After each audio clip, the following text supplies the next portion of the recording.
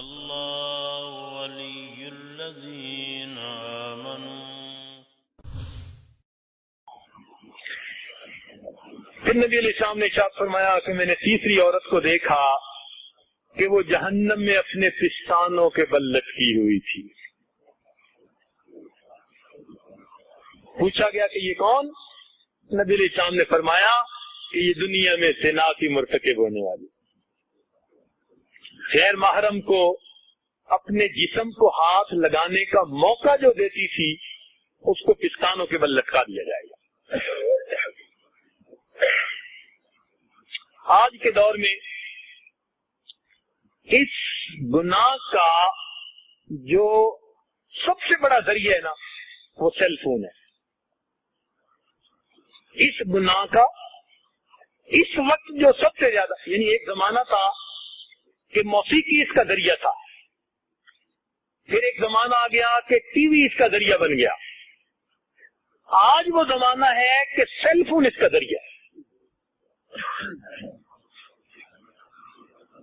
شریفوں گھروں میں بچے، شریفوں کے گھروں میں بچیاں اس ہیل فون کی وجہ سے ناجائز تعلق میں گرفتار ہو جاتی۔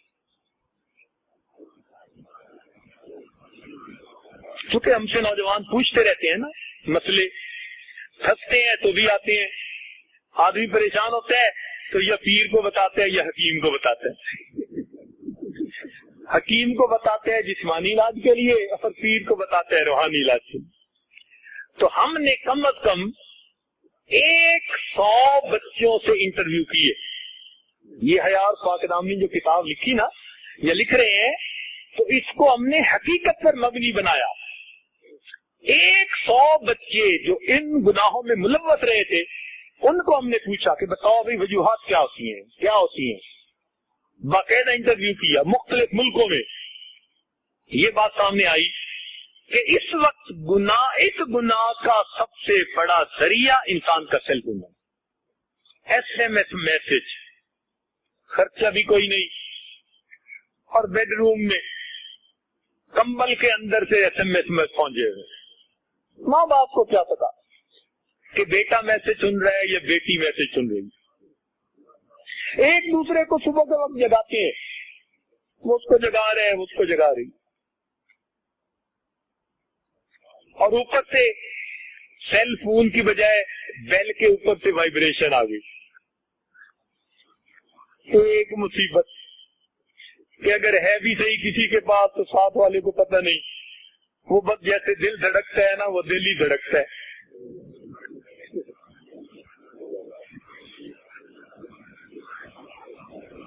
اس لیے اپنے گھروں میں سیل فون کا استعمال لمیٹڈ رکھیے، فقط کام کی حد تک، فقط بزنس کی حد تک۔ اور آج کل تو مدرسے میں آنے والے چھوٹے چھوٹے بچوں کے ہاتھ میں سیل فون ہے۔ ابھی میں ایک ملک سے آیا ہوں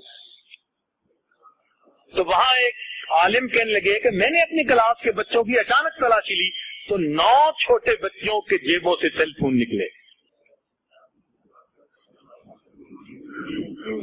اس لیے یہ چھپا ہوا دشمن ہے۔ آج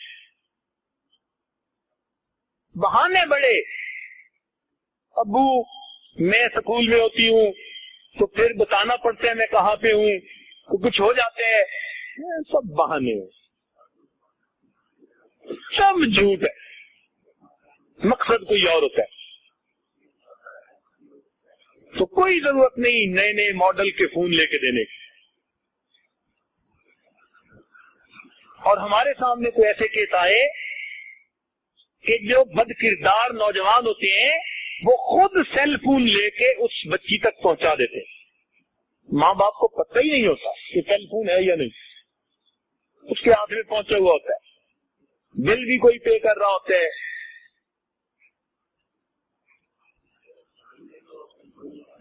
ہم نے کہا بھائی تم نے ایسی حرکت کیوں کی؟ کہنے لگے جی جہاں دل کی بات ہوتی ہے وہاں دل کی بات کیا ہوتی ہے۔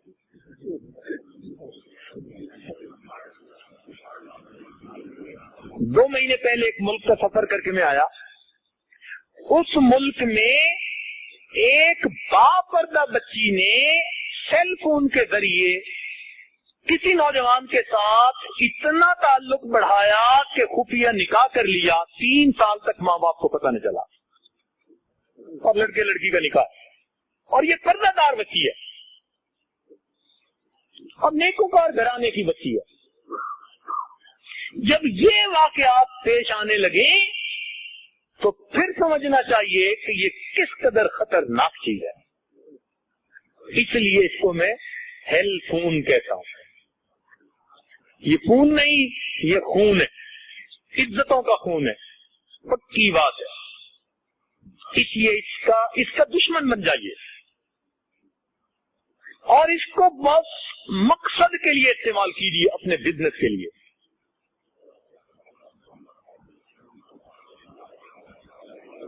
ہمارے تجربے میں یہ بات آئی اور علم میں یہ بات آئی کہ بندہ بیت اللہ کا طواف کر رہا تھا اور اپنی گرل فرینڈ کے ساتھ بات کر رہا تھا۔